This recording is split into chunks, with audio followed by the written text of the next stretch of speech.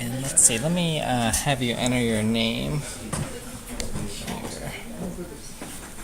Let's see, are you in the first section or the second one? What's your name? If I find you, is your picture here somewhere? Section 1. Alphabetized. What's your last name? W-A-N. I don't think my name is right here. Okay. I don't see my picture. Then we'll add you. Oh, maybe this is section 2. You see yourself W's. No. But what I do in your section, Okay. which is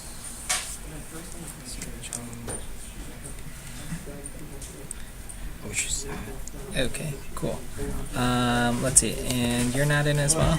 Yeah, I On don't this think- side of the spreadsheet. So if you Control F. Well, why don't you guys, you're group 27 then today. You can enter your name and you'll enter your name. Make sure. That's good. Is this group changing every week or? It will be, yes. Alright. Oh, I don't know what happened. Let's see. This one. If anyone's missing that group, remember we'll be working in labs today. Kind of do a little check. Deepak, what's your last name too? I'll add it, just in case.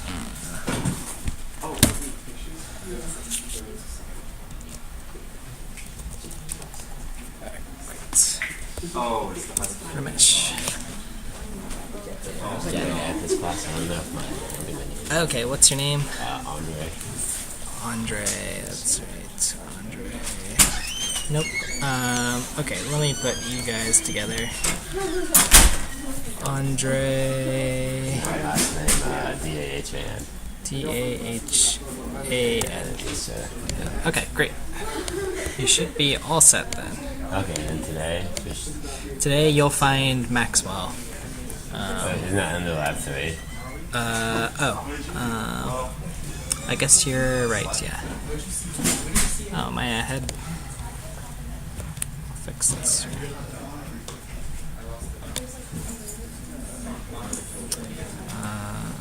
Yes, there we are. Okay. Alright, perfect. Thank you, man.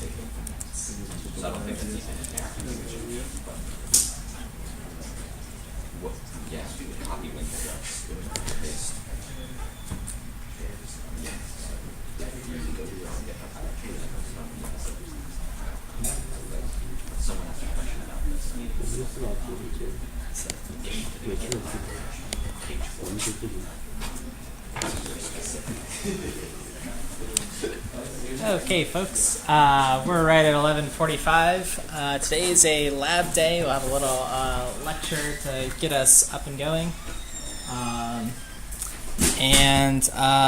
That's it, so we'll kind of jump into it. So we're recording, so you'll have some notes here. Course logistics, assignment 2 is out. You'll be implementing some data structures in the C programming language. You'll be implementing a queue and a stack data structure. And so those are two that kind of keep showing up a lot when we talk about systems and sort of they're very foundational data structures. Likely you've used them in other classes, but you'll get to implement them in C and understand dynamic memory allocation, which we'll talk a little bit about today, and linked lists as well. So you'll get some practice with that. Otherwise, make sure sometime today before we get to the lab portion, you do a pool. Those have been pushed to your classroom repositories, your monorepo hyphen whatever. If you're missing that repository or for whatever reason, we'll take care of that during the lab section. Other questions about the course and logistics from the audience? Has been, yeah. When will assignment 1 be graded? Assignment 1 will be graded sometime this week. So we'll gather with the teaching assistants and at least get that started. Another question. Where would we see the grade? Final grade will be in Blackboard. That's the only thing we use Blackboard for. Feedback in the past, I'll talk with the TAs about what's easiest. Sometimes we push it to the repository and you'll get a little grade file. Or it will be in Blackboard under like feedback when you click on your assignment. Whatever is fastest and easiest for the teaching assistants. Other questions? Yeah. So like, what if we submit our assignment before the deadline, but then later, like after the deadline, we decide to do a push or something, and it updates assignment 1? Would that count as a rate? I guess it depends. We'll know what the sort of diff is in assignment 1. So if you do a push and we see, oh, there were like bug fixes in the code, then we'll sort of know that's late. If you say explicitly, hey, don't grade that one and send an email for like this first assignment, we can handle that on like a case-by-case basis for like this sort of first one. That's fine. Other questions, comments? Thoughts? No? Awesome. All right, well, we'll jump into it. Hope everyone had a good weekend. Because last time we met, last week we talked about the C programming language. We sort of learned as much as we could in a single day. So sort of exploring the basics from different data types in C to pointers where we spent a lot of time, right? And we had help with Binky, sort of explaining how things point, how we dereference, and the different ways to use pointers. We learned about structs, which are our custom data type, arrays, which are these continuous blocks of memory. Okay, and then importantly, that C is a pass-by-value language. So there's this whole sort of stack memory where things are getting copied. We saw a few examples with this sort of set value, if it would change or not. Right? Would that change be preserved? Okay, so that was last class in a minute. Today, we want to talk about memory. So we touched briefly towards the end of the lecture on malloc and free and what those are. These are going to be two functions we commonly use in this class. So I want to revisit them a little bit. So again, if you remember, we had this nice big heap of memory, and we can put information in and store it. So let's kind of walk through an example to refresh on that. If we want to use malloc, here's how we allocate a piece of memory, right? This is sort of dynamically done while our program is running, and we want an array. Okay, this is going to be a character array. And sort of the important bits: the malloc function, the size of a char data type, 1 byte, and then we want 12 of them. Okay, so we could store, someone's name that's, 11 characters long, plus that null terminator at the end. Okay, and in our memory, right, if each of these boxes is 1 byte, it roughly gets put in there somewhere that there's free space on your hard disk. Okay, so that's an example of malloc. And this is a pointer because we're pointing to some block of memory where this guy begins. And then when we want to access an array, it's the brackets 0, brackets 1, brackets 2, etc. to dereference and sort of offset at each of these different blocks. Okay. Everyone okay with that example with malloc? Or anything here? Have questions? Okay, great. Okay, so that's allocating one sort of character array. If we want to allocate another one, say another, array that can store 6 characters, well, we do this, and then somewhere in our heap of memory, that memory is stored in 6 contiguous bytes.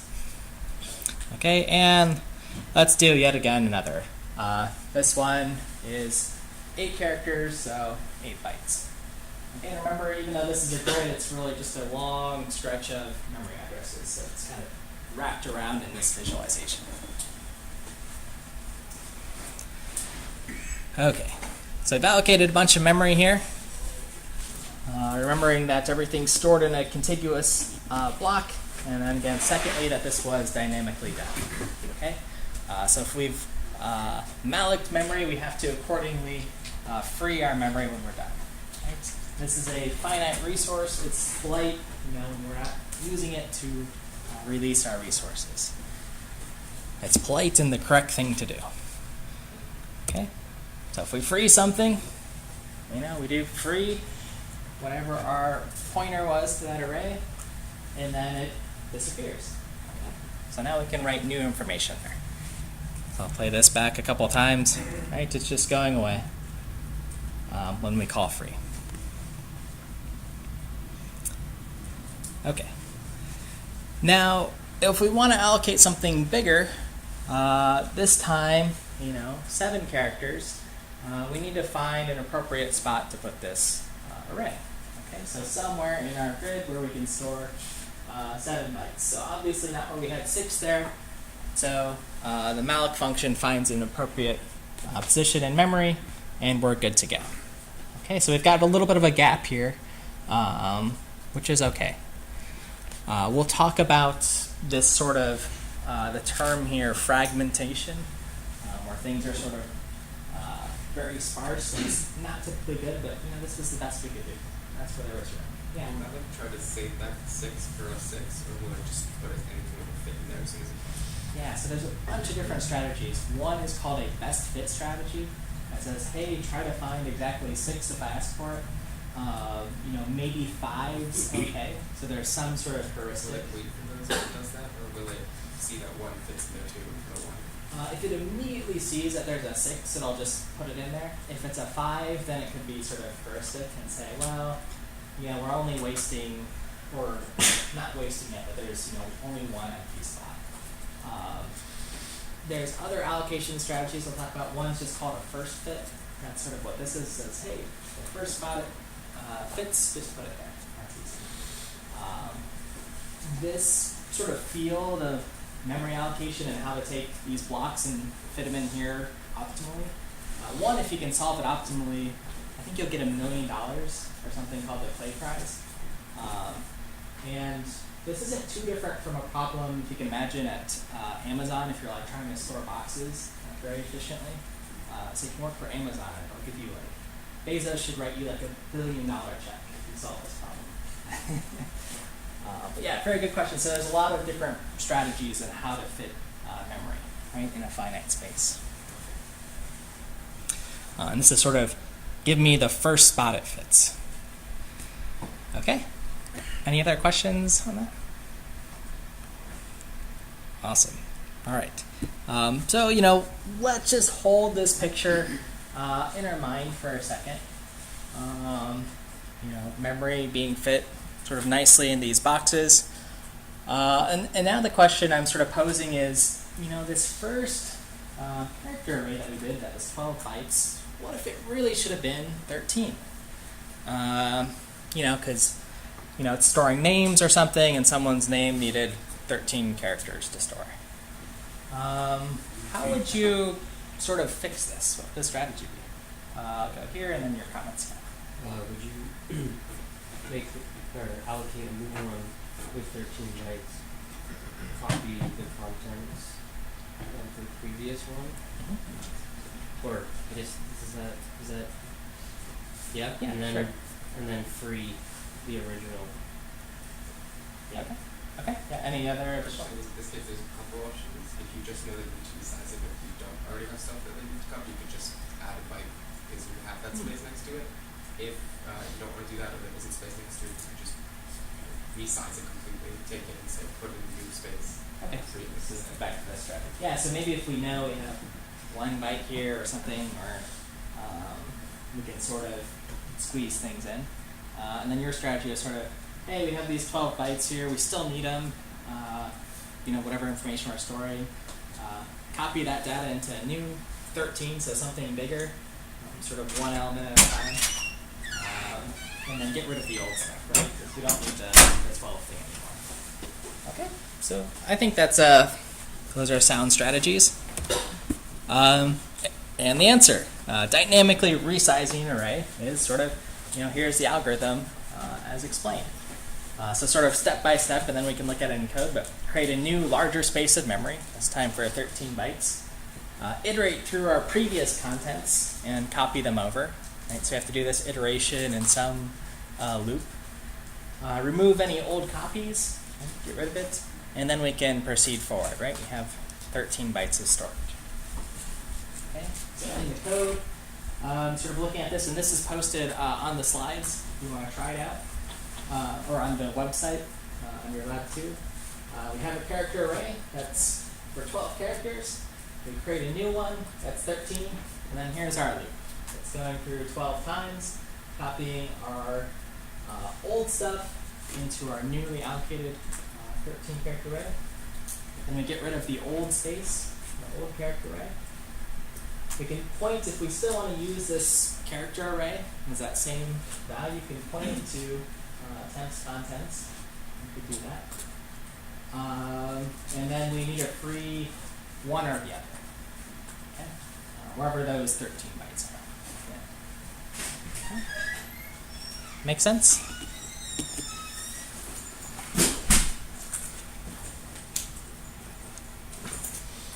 Question, yeah. If we're pointing to our array temp, then we free temp doesn't. Let's see. Yes, so I could free temp here, and that still points to 13, or I could free char array if I sort of repoint it. So I've got some hidden. So look at this example. In these comments, it says free temp, or is it char array? Well, it's char array if I sort of do this repointing to temp, right? Temp here is 13 bytes. Char array, we've cleared it out, but it's still a pointer. Just when I free something, it's essentially just saying, hey, point to null. Get rid of the memory, point to null. You're done. And then the second comment here is, well, this is getting messy. Frowny face, right? If you sort of are losing track. And then in this case, either works. Both of these guys are in scope. So yeah, thoughts. Just a standard check. If you malloc and you say no character array, you don't need to for something like a linked list. That has more like structures, like structural. You need to free individual items or just the head. You need to free each individual item that you've malloc from. Okay. Yeah, that's a good question, and sort of going to be one of the gotchas on your homework. Right? You have these queue data structures, or your stack, which is a linked list, you have to go sort of iterate through individually. So if you're doing an array, if you're doing an array, it's a struct, or type struct. Okay. Array of type, an array with a bunch of structs in it. Okay. Is it the same, does it follow like you need to demalloc or free up the header or the head, or do you need to free up all four at once? Let's see. So if it's just so basically anywhere. So the sort of rule to remember is anytime I have a malloc, I need to have an associated group with it. So likely, if I understand the scenario, you have an array and it has a bunch of individual structs that you've done malloc. You know, some node malloc again, some node malloc again. You need to go to free each time, and then once for the head as well, for the big overarching structure. Okay. Question, yeah. So why do you read gallery again? You already done that. Because I repoint it to temp. So it's pointing to, let's see if I can draw how do I make this go away? A picture. Where are my buttons? Other side.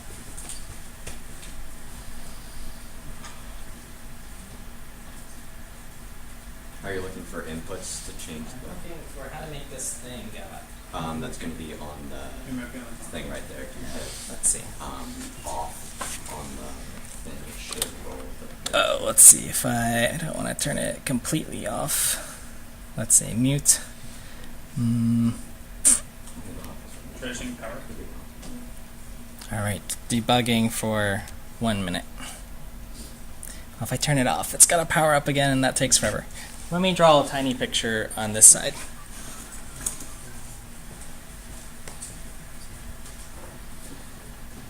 So I thought on both sides, because I don't think folks can see. So here's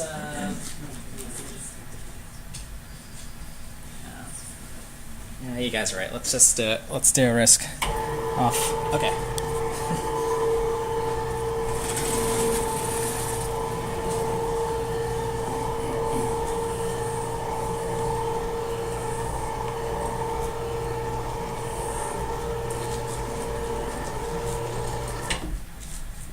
Let's see. So here's our here's 12 bytes. Here's 13 bytes. So char array, we malloc for 12. Temp, we malloc to 13. When I free char array, I do this, and then this goes away. Right? Let's erase it.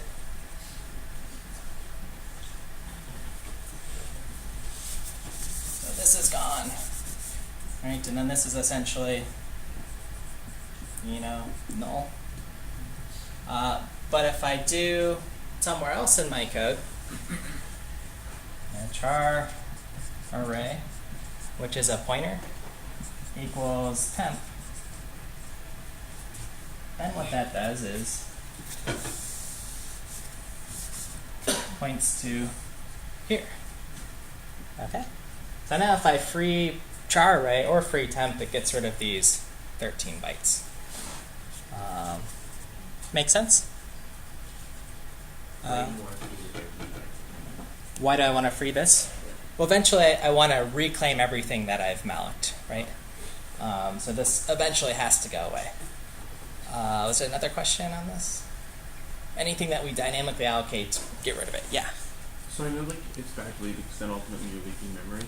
But what's the cutoff point that we could just leave small little bits of memory too catastrophic? Always, it depends on the system, right? My desktop's not going to crash on any of these, tiny examples. You always want to go for 0. And the reason is, think about it in the terms of our homework. We're building this sort of stack library, this queue, and then we're going to, essentially someone else could use that. A million people could use that. And if there's just memory leaking everywhere, then it's not good. Even if it's small little pieces.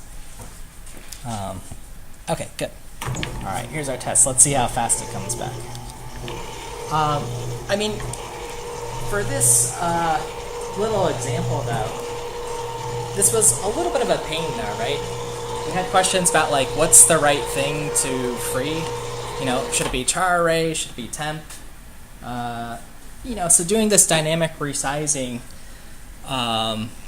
you know, sometimes it works well, but, you know, wouldn't it be nice if we had a different data structure? So that's where we'll sort of cue our next slide here. You know, does it seem efficient to always have to do this copy, right? Because we had this for loop of 12 items. What if it was 10,000 things, right?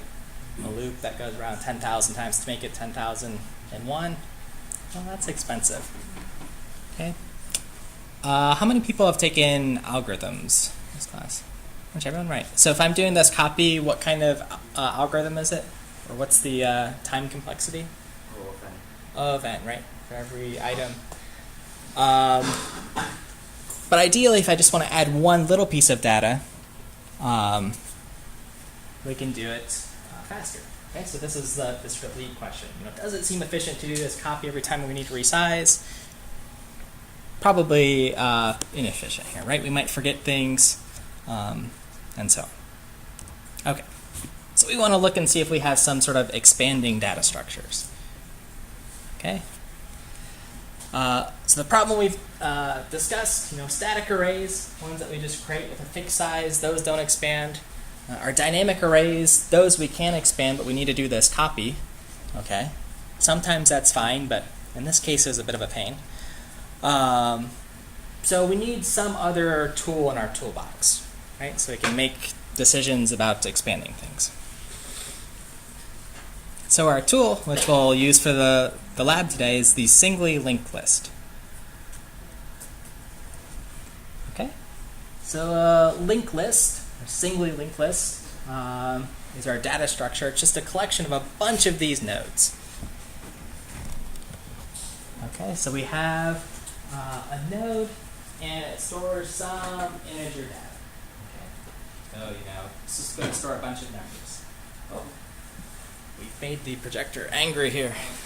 Oh, I have to stay like right here. The second field of this struct is, oh man, yikes. I'm telling you, this is the tricky room, like the hard mode or whatever on a video game. Like, teach in this classroom, everything's broken. All right, so quickly we'll look at this. The second field here is a pointer to the next node. Okay. There's a little visualization at the top of our singly linked list. And we've got some data, and then in the second box, pointer to our next node. So our next node underscore t. Okay. So that's what a linked list structure looks like. I'll leave it up there for a second. Yeah. Yeah, so this is our custom data type, its name that we'll refer to. So when you're creating a new node, it would be node underscore t, my first node, my new node, or whatever. You know, this is sort of by convention. You do underscore t, that means it's like a custom type that you made, right? Because we can name it anything. I could just name it node as well. All right, let's try one more plug-in and then unplug. The sweet spot.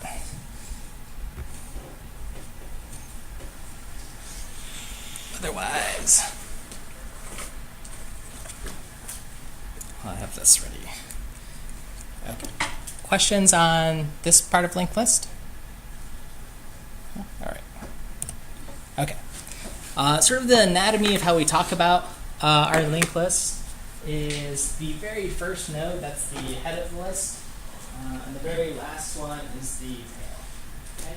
And the tail's next always points to null. That's how you know we're done when we're looking through this list. Right? If we have a list and we want to search for some number, 12, 99, 37, you know, through each step until we get to null. Okay. So here's a little example on just creating a new node. Okay, and we'll see where the size of operator that we talked about last time is handy. So we have our linked list here, or our node. So it's a new node. It stores integer and a next node, so that's a pointer. Here we create new node, so it's a type node underscore t. And then we're malloking, and then the size of however big our node is. Okay, so size of takes care of sort of math. This gives us exactly one node. Size of node times 50 gives me an array of 50 nodes. We just need one at a time. You can see what the size is, and then free. Question? Why do we have type def struct node and then node t if I wanted to the same thing? Let's see. What's not the same? Line 7. Line. We say node. Is that referring to like some built-in thing?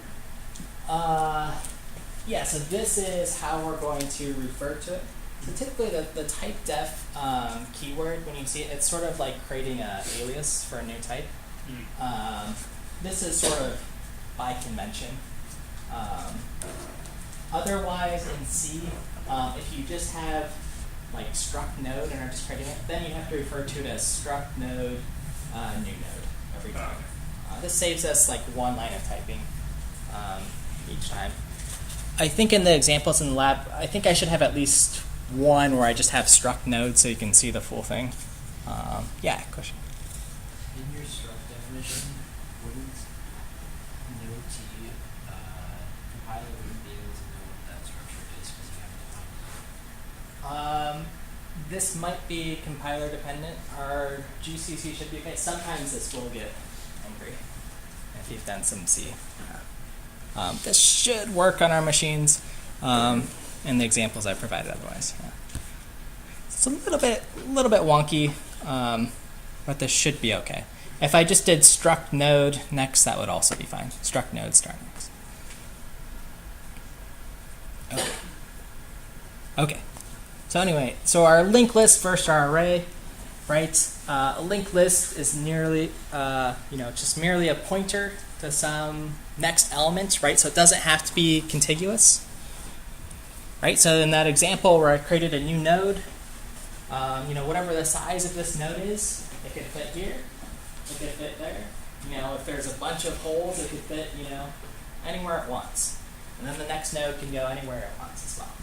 Okay, so a linked list is not typically contiguous.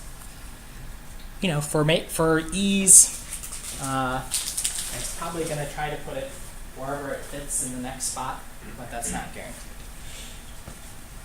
And if you want to know exactly where it is, well, last class we looked about how we can print out the addresses. Okay, questions on this? All right, awesome. Okay, so sort of moving us into our lab portion, we're going to be looking at some data in a sense. So if I'm just looking at web pages, any web page today, here's like the Twitter feed for NASA, someone's Facebook, Google Images, Boston Red Sox sports scores from 1900 or 1800, whenever, up to 2018. Google searches, whatever they are. Right, these are things that are growing over time. Okay, this one grows, 1 year at a time. Google grows, very, very fast, and Twitter likewise, right? So these are things that expand and could contract. Okay, so I sort of want to apply our linked lists in a domain where I think could be handy here. Okay, so we can think about it from sort of a data perspective on baseball stats every year, as mentioned, or Google searches or whatever, but also just in our operating systems, right? They're managing different resources, you're turning things off and on, etc. Right? So however you want to think about it. And today we sort of have fun examples. The first thing we're going to do in your lab is there'll be a few parts to read through different examples, but you'll have to grab some data from somewhere. Okay? So here it is in sort of small font. Here it is in bigger font. A lot of folks did this sort of activity for their homework 1, sort of using a tool like wget or curl to download a web page or some web data. And here's one example sort of broken out. So wget's a command that sort of downloads a web page. It's a non-interactive web browser, you can think of it. So here's an example from my side of getting some baseball data. And then, so we download the data, and then we pipe that output into this cut command, which will look at sort of a comma-separated spreadsheet at the 5th row, which is how many wins the Red Sox have this year.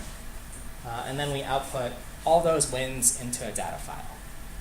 Okay, so you'll have this sort of file with a bunch of numbers in it. Okay, so here it is sort of explained. wget, it downloads web resources. Cut splits up CSV files, right? Think of a spreadsheet.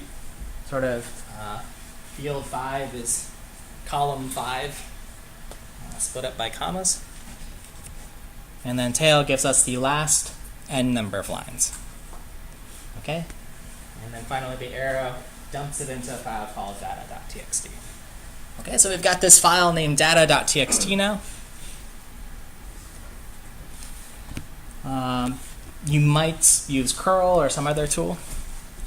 Professor Alden Jackson also contributed a few scripts for looking at other types of data. Those will be in your lab.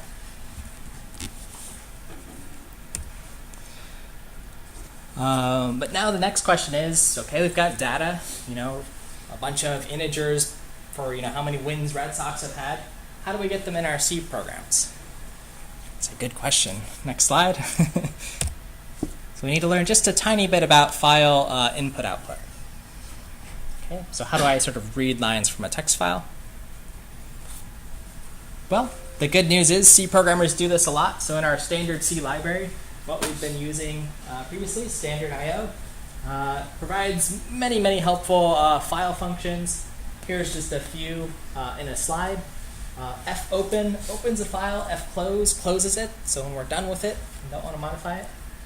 Fscanf is one way to read a line from a file. There's also fgets and many other functions. feof stands for file, end of file. So for sort of reading line by line, we can see if we have read to the end of a file. Okay. So sort of practical example here. I've got some code that's going to open a file, read in an integer one line at a time, and store it in a variable, and then until the file is closed. Okay. This is a simple example. There's probably error checking missing. There is error checking missing, but this is what fits in a slide. Okay. So we create our file, capital F-I-L-E, and it's a pointer. It's a file pointer. We open up the file, right? We're pointing into some data. We want to open it up and read. So that's what the second argument is. We're reading in integers, so we have a little buffer here. And then while we're not at the end of our file, read in with fscanf from our file, %d, one integer at a time, and store it in buffer. I put it in the address of where the buffer is, and then I just print out I read whatever the number was. Close our file and we're done. Okay, so this example is also on the web page as readfile.c. Let me leave it up here for a few seconds to look at and take questions. Any questions on, yeah? How would you do one line at a time? One like full line? Yeah. You could do, there's another function, there's a function actually called a getLine. That's handy. There's one called fgets. It's for like getting a string. So any of those are fine. There's one called fgetc, which just gets one character at a time. And then you could get one character until you find the end of line. And that's sort of how they build up these ones. For the Red Sox example, if you want to do the baseball data, this is a good starter code. Okay. Question? Yeah. Yeah. So does the file have to be saved to a certain place to access it, or do you just? Yeah. So this open here. So data text data.txt, that text file, is in the same exact directory where I'm writing my source code. If it's in, the directory in some folder called Mike, then I do Mike/data.txt or dot/Mike/data.txt. You could also specify the full file path wherever it exists. Relative file paths are generally more portable, right? So when I look at your lab, your file paths are different than mine. Yeah. If we did a full or an absolute path and then ended it in our homework or something like that, and then it didn't compile for you, you might get like a few marks off and say, hey, like, don't do this again. It would compile, it would just sort of crash and say like, hey, file doesn't exist. Because typically for the error handling, you might do something like, if it can't open this file, it'll return null. So you could do like a, if file pointer is equal to null, pronounced could not find file or whatever. That would be one example. And then there's other C functions for like, is my file open? Does this file exist? Handy things you could imagine. All right. So let me just quickly show you, if you want any of these examples, right, to read the comments or whatever, they're all here on the slide page. So do take a look at those. Otherwise, I think we're ready to jump into our lab. So I'll show you the lab from this course. And then I'll put up the partner spreadsheet. Okay? So there's a little bit of intro on what a linked list is. Again, sometimes it's handy to read this stuff. We'll be working on the servers again, so always SSH to git pull from your repo. Some examples on structs. Some refreshers on pointers. If you haven't tried pointers, try at least one. You'll be using them a lot today. Then there is an example of a linked list here. More diagrams. Here's a little linked list without using malloc. So just doing it within this function. Putting two nodes together. How to iterate through a linked list. Okay. So this one's kind of an interesting one. How do I, once I have a linked list, move from one node to the other so I can print it out? So this is an important pattern. And then finally, your task is, first obtain some data. So here's some of the scripts I had mentioned. These are the ones Alden wrote. Here's one I contributed. Some of these are integer data. Some of them are text data. So you can think about that when you're sort of going through your linked list, or do both. And then your task is write 3 functions. So one that creates a linked list. Okay, so it's going to open a file, read each line, and create a linked list from that. Your second, you'll have a function that takes in a linked list and iterates through and prints out all of the data. And then your third, you guessed it, we have to free things. Okay, we have to free our memory. Okay, so here's an example of what your output might look like. So I've created a list, read it in, and then I'm printing it out. So the data that's in the file is 101, 93, 93, 98, 71, etc. in a text file. And then as I'm reading it and printing it, I just say 101 wins. That's a good year. That's a good year in baseball. 71 wins. This was a bad year. You can make this up, right? Have fun with it. But just an example, again, how you might use this data. Okay, we got to update this 102 wins. Okay, so that's the deliverable. And you'll have a linked list.c and a data.sh file already created for you and reminding you of the goals. Any questions on this linked list? There's will be additional resources at the bottom, actually showing some linked lists and so on if you need them. Otherwise, let me leave the partner spreadsheet up first, and then I have most people's pictures up here, which I'll leave second. So take a moment, find yourself on the spreadsheet, what your group number is. If you don't have a group, let me know and we'll add you in. If you don't have a partner, also let me know and we'll repartner you.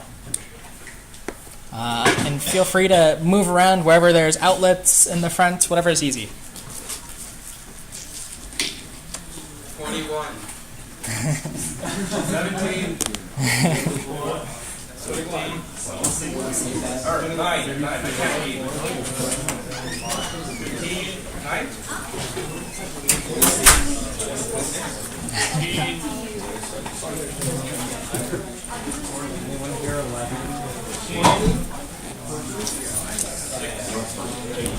Yep.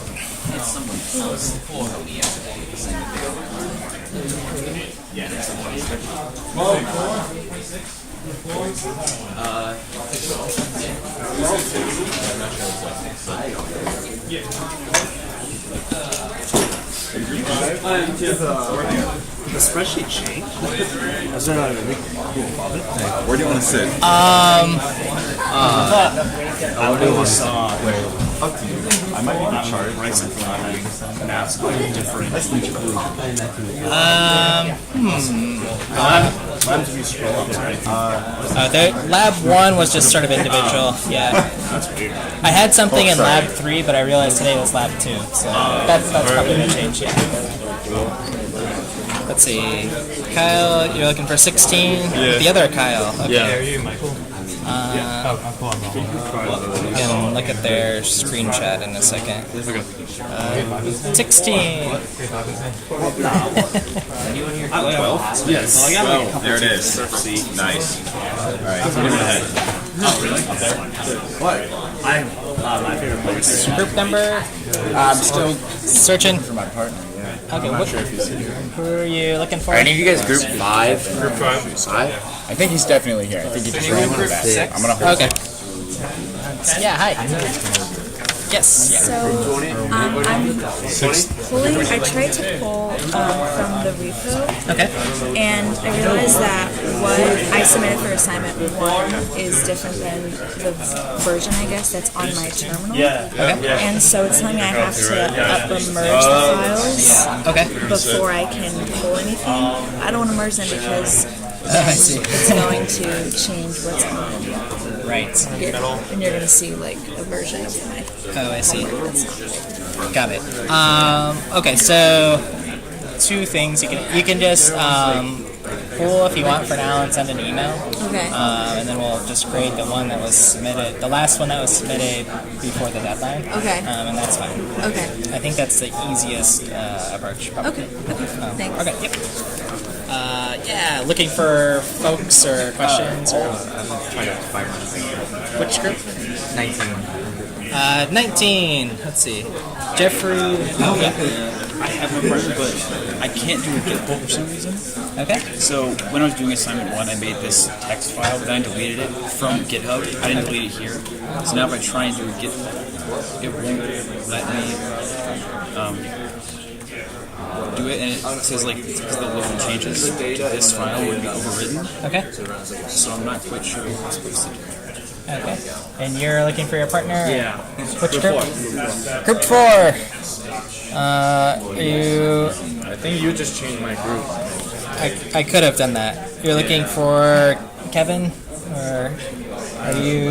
Yeah, I'm Xing. Xing. Okay. Kevin from Group 4, are you here? Maybe it's not here. Nope. Okay. You might get repurposed into. Can I work along in this lifetime? No, we put you with someone. Let's see. Group 28. Where's Andre? In the corner. Oh, up there. You're a group of 3 now.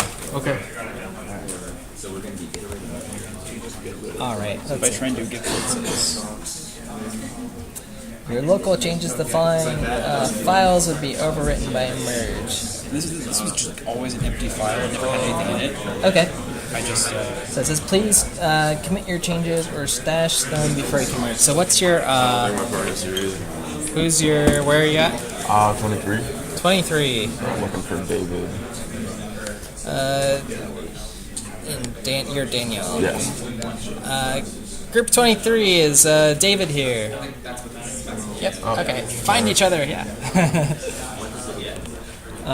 Okay. Let's see. What's your? Can you open up your web? What's your web look like? Your web interface of monorepo. Yeah. Before the file was just in here in general. Okay. Then I deleted it. Okay. I didn't need it for my assignment. Let me see. Okay, so this is the latest copy here. Where'd your terminal go here? Update your local changes. So let's do a git status. This always tells us what we're doing. Modified. So one thing we can do, I think we can git remove free text. Here has local. Let's see. So if I just delete it, it's just empty. Yeah. So it should be. When I created it, it was empty. But I deleted it. It was empty as well. Okay. Let's just see if it does. Okay. Try now doing a git pull. Let's see.